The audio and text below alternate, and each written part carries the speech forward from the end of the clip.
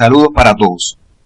En la actividad orientadora anterior estudiamos las características morfofuncionales de un grupo de estructuras del sistema nervioso que garantizan la homeostasis del organismo. Nos referimos al sistema nervioso autónomo. Este presenta dos divisiones, parasimpática y simpática. Ambas presentan una porción central y otra periférica.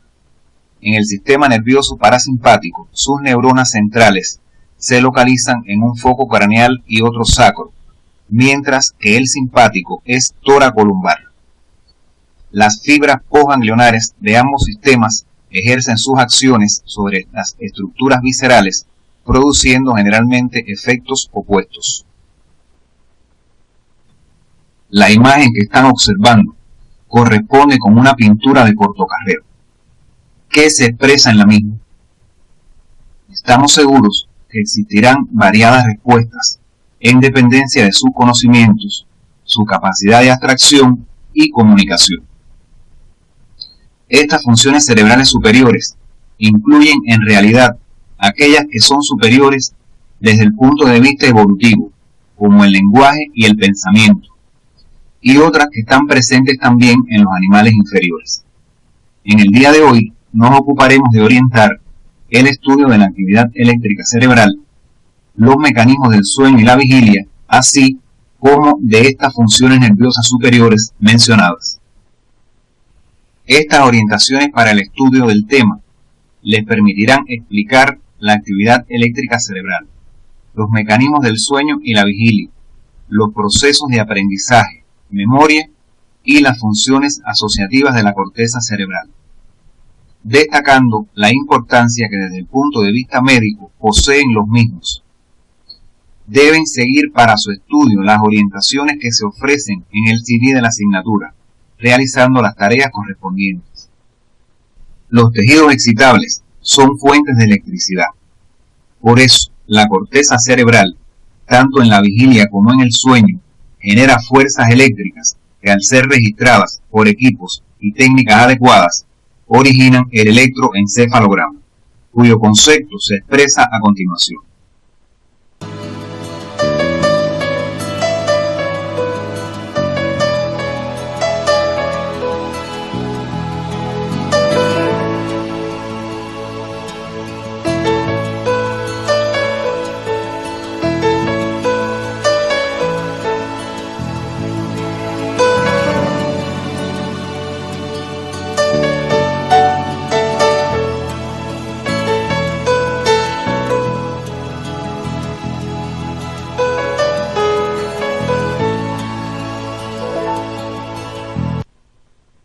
Para poder comprender las características de los ritmos electroencefalográficos, es necesario tener presente los siguientes conceptos. Frecuencia es el número de veces que ondas de aspecto semejante aparecen en la unidad de tiempo y se expresa en ciclos por segundo o hercio. Por su parte, la amplitud o voltaje se refiere a la altura de las ondas y se expresa en microvoltios. Ahora describiremos los ritmos ya mencionados. El ritmo alfa se presenta con una frecuencia entre 8 y 13 ciclos por segundo. Su amplitud es en promedio de 50 microvoltios y se localiza en regiones parieto-occipitales o posteriores, siendo el ritmo por excelencia del adulto en vigilia, con los ojos cerrados en reposo físico y mental. El ritmo beta presenta una frecuencia entre 14 y 30 ciclos por segundo, y su amplitud es en promedio de 10 microvoltios. Se localiza en regiones frontocentrales o anteriores. Junto al ritmo alfa constituyen los ritmos del adulto normal en vigilia. El ritmo zeta o teta tiene una frecuencia entre 4 y 7 ciclos por segundo y una amplitud en promedio de 50 microvoltios o algo mayor. Se localiza en regiones parieto-temporales. Por su parte, el ritmo delta presenta una frecuencia menor de 4 ciclos por segundo y su amplitud se encuentra entre 70 y 100 microvoltios. Estos dos últimos ritmos son llamados lentos, aparecen normalmente en la infancia y van desapareciendo en la medida en que se completa el proceso de maduración cerebral. También aparecen normalmente en el adulto, en algunos estados del sueño y en la hiperventilación, pero su presencia en el adulto despierto es anormal. El electroencefalograma es útil como medio auxiliar de diagnóstico de las afecciones cerebrales. Aunque no es tan específico como otros, tiene gran valor en la epilepsia, donde pueden aparecer potenciales semejantes a espigas, a veces seguidos de una onda, otras veces presentan un foco de ondas lentas, según se aprecia en los registros de diferentes tipos de epilepsia que están observando. Es bueno aclarar que, al igual que otras pruebas de laboratorio, deben emplearse en conjunto con los datos clínicos, pues muchos pacientes epilépticos tienen un electroencefalograma entre las crisis perfectamente normal. También es útil en procesos patológicos localizados como tumores, abscesos, traumatismos y otros más generalizados como las meningoencefalitis y la conmoción cerebral. Otro medio auxiliar de diagnóstico de afecciones cerebrales lo constituyen los potenciales evocados. Los potenciales evocados son las variaciones de potencial en estructuras corticales y subcorticales, debido a la aplicación de un estímulo a un sistema aferente, produciéndose la activación de un gran número de receptores, así como una descarga sincrónica y paralela de los otros elementos de la vía. Existen numerosas clasificaciones de potenciales evocados que pueden revisar en sus materiales complementarios. No obstante, en esta diapositiva les mostramos la clasificación en dependencia de la modalidad sensorial, donde pueden ser auditivos, visuales y somatosensoriales, en dependencia del sistema sensorial estimulado. Hasta aquí nos hemos referido a dos medios auxiliares de diagnóstico de afecciones cerebrales: los potenciales evocados, que aparecen ante una estimulación, y el electroencefalograma, que registra la actividad eléctrica cerebral espontánea, siendo de utilidad para el estudio de estados normales de la conciencia, como lo son el sueño y la vigilia. Estos muestran un ritmo circadiano, que significa alrededor del día, según se ilustra en la imagen que estamos observando.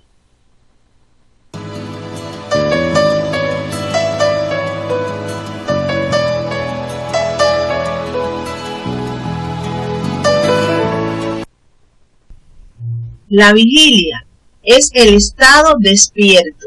Es un nivel muy elevado de eficacia fisiológica del organismo que lo mantiene informado de lo que sucede tanto en el medio externo como en su interior, a fin de responder mejor, adaptándose a todas las circunstancias. Presenta diferentes características conductuales, vegetativas y de la actividad electroencefalográfica que describiremos a continuación.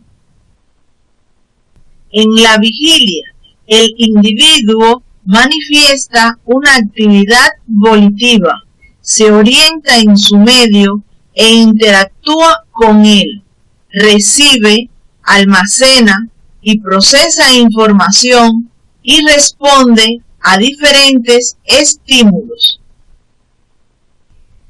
En cuanto a las características vegetativas, podemos apreciar que el ritmo respiratorio y cardíaco, así como la actividad digestiva, varían de acuerdo con la situación en que se encuentre el individuo. Por ejemplo, si está en reposo, el ritmo respiratorio y cardíaco está disminuido, pero si está realizando ejercicio físico, están aumentados. El electroencefalograma muestra los ritmos del adulto normal en vigilia y en reposo, que son el alfa y el beta. Ahora, si el individuo se encuentra en estado de alerta o en vigilia atenta, se registra una actividad desincronizada. El sueño es un estado fisiológico, reversible, recurrente, metabólicamente activo, donde se manifiesta actividad eléctrica cerebral, produciéndose reorganización del sistema nervioso con desaferentación externa y modificación funcional de las conexiones neuronales. En la imagen se aprecian las fases por las que pasa un individuo durante una noche de sueño, donde se distinguen dos fases: el sueño lento, o donde no existen movimientos oculares rápidos, y el sueño rápido, pasando posteriormente al estado de vigilia. El sueño lento o sin movimientos oculares rápidos se caracteriza por disminución progresiva del estado consciente, disminución del tono muscular esquelético y la actividad cardiorrespiratoria, y existe un ligero predominio parasimpático. El electroencefalograma va pasando de los ritmos característicos de la vigilia a ritmos cada vez más lentos. Tiene función de restauración, predomina los procesos anabólicos, así como de crecimiento y reparación del cerebro. Es el que predomina en una noche de sueño, siendo interrumpido por episodios de sueño rápido o con movimientos oculares rápidos. En el sueño rápido, el tono muscular está muy deprimido. Aparecen movimientos oculares rápidos y sacudidas musculares. La actividad cardiovascular y respiratoria es irregular, existiendo cierto predominio de manifestaciones simpáticas. El electroencefalograma muestra una actividad desincronizada semejante a la vigilia atenta, por lo que se le denomina también sueño paradójico. Sus parámetros metabólicos son semejantes a los de la vigilia. Este es importante para eliminar información innecesaria del sistema nervioso, así como consolidar la información aprendida en la vigilia precedente. Existe recuerdo detallado de la actividad onírica al despertar, es decir, de los sueños. Los mecanismos involucrados en la explicación de estos procesos, así como las alteraciones del sueño, deben profundizarlo siguiendo las orientaciones del CD, teniendo en cuenta la frecuencia con que se presentan en la comunidad pacientes con estas patologías. La conducta es el resultado de la interacción entre los factores genéticos y ambientales. En los humanos, los mecanismos más importantes por los cuales los factores ambientales cambian la conducta son el aprendizaje y la memoria. El aprendizaje, algunos lo definen como el cambio relativamente permanente en la conducta como resultado de la práctica o experiencia individual. Otros, de forma más abarcadora, como el proceso de adquirir nueva información o conocimiento y habilidades. Por su parte, la memoria es el proceso de retener y almacenar ese conocimiento y luego recuperarlo. Esta definición de aprendizaje y memoria por separado es puramente didáctica, puesto que ambos procesos están íntimamente relacionados y deben considerarse juntos. Del estudio experimental con animales han emergido dos procedimientos que han dado lugar a dos tipos principales de aprendizaje: el aprendizaje no asociativo y el aprendizaje asociativo. En el aprendizaje no asociativo, el animal o la persona es expuesto una vez o repetidamente a un estímulo, por lo que aprende acerca de las propiedades de tal estímulo. Dos ejemplos son comunes en la vida diaria. La habituación es una forma simple de aprendizaje en la que hay una disminución en la respuesta refleja de orientación o alerta a un estímulo repetitivo no dañino. Por ejemplo, si se aplica un sonido a un sujeto, las primeras veces responde reflejamente ante él, pero si se repite, deja de interesarle. Por su parte, la sensibilización es un aumento en la respuesta refleja a un determinado estímulo después de la presentación de uno intenso o nocivo. Por ejemplo, si a un animal de experimentación se aplica un estímulo sonoro y posteriormente se aplica un estímulo eléctrico, en el compartimiento donde se encuentra se produce una respuesta de escape.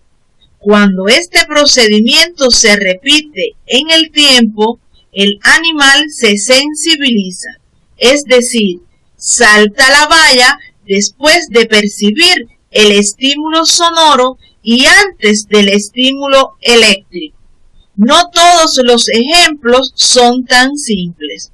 El aprendizaje no asociativo incluye, entre otros, el aprendizaje por imitación, factor clave en la adquisición del lenguaje.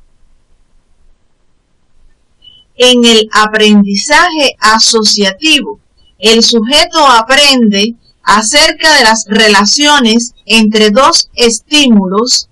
Es el llamado condicionamiento clásico pavloviano o de tipo 1, o entre una conducta del individuo y las consecuencias de esa conducta.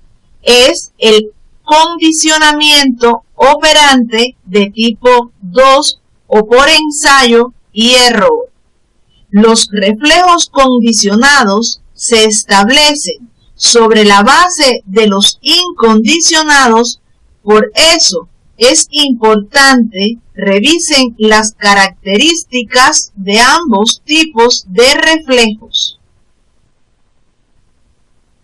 El condicionamiento clásico pavloviano o tipo 1 fue introducido en el estudio del aprendizaje tempranamente en el siglo XX por el fisiólogo ruso Iván Pavlov. Por eso, posteriormente se le llamó pavloviano. En este condicionamiento, un estímulo que no provoca una respuesta incondicionada llega a evocarla por la asociación reiterada con el estímulo que normalmente la produce. Para entenderlo mejor, recordemos el experimento de Pavlov. Él hacía sonar una campana antes de ofrecer comida a un perro. Luego de repetir la experiencia varias veces, la secreción salival se producía al sonar la campana, pero antes de que se le ofreciera el alimento. A partir de ese momento, la señal acústica, que inicialmente era un estímulo neutro porque no provocaba la respuesta deseada de salivación, llega a convertirse en estímulo condicionado que inicia la salivación. Este proceso puede esquematizarse de la siguiente forma. Se selecciona un estímulo incondicionado, que en el caso anterior es el plato de comida, cuya respuesta incondicionada es la secreción salival. Un estímulo neutro es aquel que no provoca la respuesta de salivación, pero al cual desea condicionar al animal. En ese caso, sonido de la campana. La primera vez que lo aplica, provoca en el animal la respuesta de orientación. Luego de su aplicación reiterada, se transforma en estímulo indiferente por habituación. Después, asocia el estímulo indiferente con el estímulo incondicionado. La repetición cotidiana provoca que el estímulo indiferente, sonido de la campana, se convierta en estímulo condicionado que provoca la respuesta condicionada de salivación. El condicionamiento operante instrumental por ensayo y error o tipo 2 es aquel en que el animal aprende a ejecutar algunas tareas para poder obtener una recompensa o evitar un castigo. Aquí el tiempo también resulta crítico. El reforzamiento debe seguir rápidamente a la conducta. Este tipo de condicionamiento se pone de manifiesto, por ejemplo, en los animales domésticos que aprenden a realizar sus necesidades fuera del hogar para evitar el castigo. En este caso, se le conoce como condicionamiento por evitación activa. También se observa este tipo de aprendizaje en los actos motores complejos que son capaces de realizar los animales de circo para obtener una recompensa. En este caso, se le conoce como condicionamiento de recompensa primario. Debemos señalar que a pesar del amplio uso de los modelos clásico y operante, no todos los aprendizajes asociativos pueden ser determinados en uno de esos formatos. Estos contenidos deben profundizarlos en el material complementario siguiendo las orientaciones del CD de la asignatura. El proceso de aprendizaje está influido por numerosos factores, entre los que se encuentran el grado de motivación y el grado de atención con relación a la tarea que debe aprenderse, así como la influencia de algunos fármacos. Con relación a la motivación, debemos decir que mientras mayor es la motivación por la tarea, mayor es el aprendizaje. En el caso de la atención, es bueno aclarar que en estado de somnolencia o fatiga se puede fallar en las respuestas a determinados estímulos, y con respecto a los fármacos, algunos actúan como estimulantes del sistema nervioso, debiendo utilizarse en determinadas situaciones y prescritos por el médico. Debemos enfatizar, además, que el llevar a cabo en forma activa un acto conductual es más efectivo que la observación pasiva de la respuesta. Ejemplo, aprende mejor y más rápido el alumno que estudia por sus propios resúmenes y esquemas que el que estudia por los realizados por un compañero suyo. Pero, ¿por qué son importantes para la medicina los condicionamientos clásico y operante? Porque se pueden utilizar para modificar conductas inadecuadas. Por ejemplo, en el tratamiento del alcoholismo crónico, donde el médico integral comunitario debe intervenir si tuviese algún miembro de su área de atención en ese caso y lograr deshabituarlo. Por otro lado, el condicionamiento operante se ha involucrado en varios procederes psicoterapéuticos. Ejemplo, en pacientes psiquiátricos hospitalizados con trastornos mentales severos que los llevan a tener pobres hábitos higiénicos, gritar obscenidades. En estos pacientes, las conductas adecuadas pueden ser premiadas con determinados objetos o ventajas. Existen varios criterios de clasificación de la memoria. No obstante, aquí nos vamos a referir a su clasificación según el tiempo de duración o persistencia de lo aprendido. Así se clasifica como memoria a corto plazo y memoria a largo plazo. La memoria a corto plazo dura de segundos a horas. Se desenvuelve en el contexto del comportamiento presente. Mantiene la información de entrada disponible por un corto tiempo mientras decide lo que hacer con ella. Ejemplo, memoria activa o de trabajo que nos permite recordar un número telefónico por unos segundos o minutos, pero si nos dicen otro, el primero se olvida.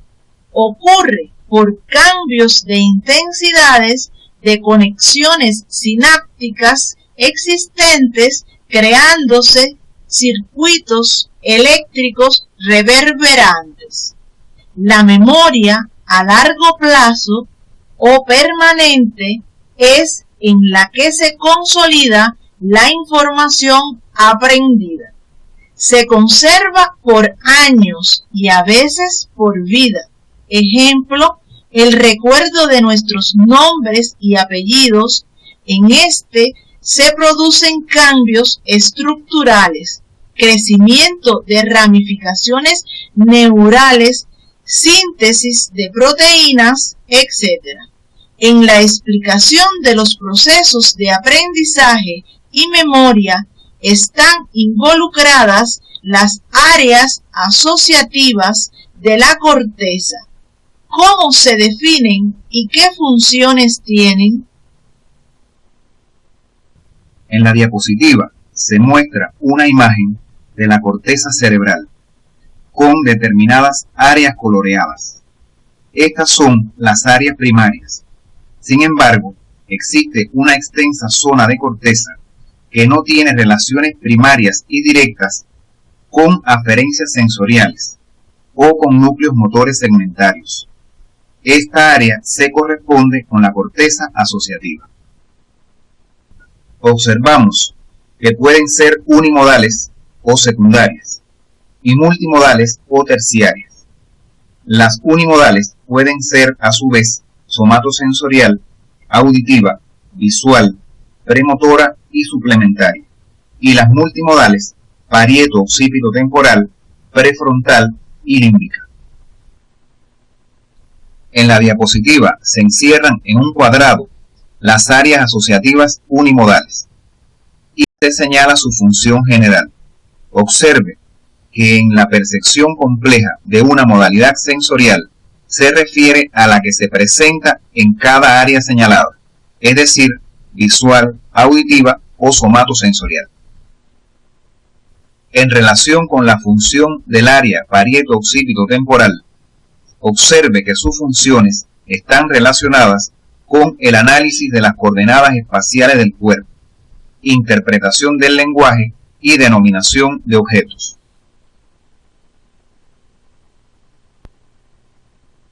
El área prefrontal está relacionada con la planificación de secuencias motoras, articulación de la palabra y control de la conducta.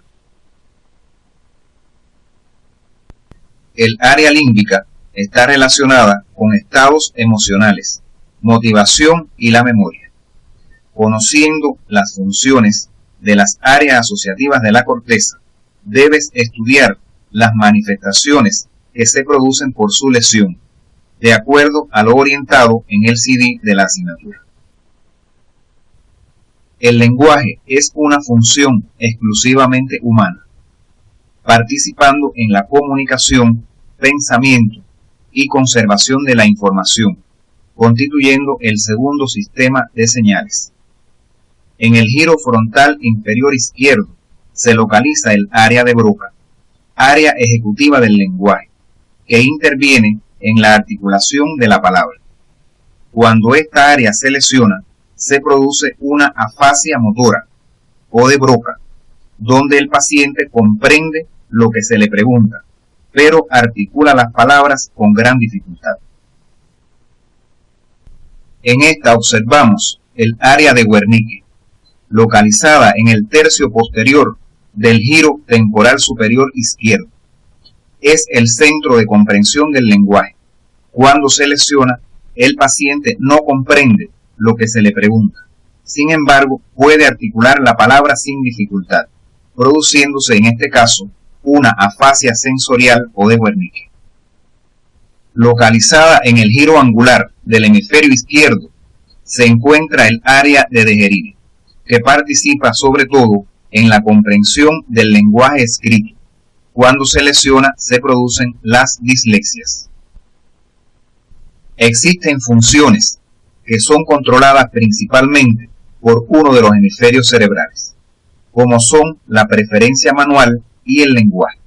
Es decir, existe especialización funcional de los hemisferios cerebrales, lo que se conoce con el nombre de dominancia cerebral.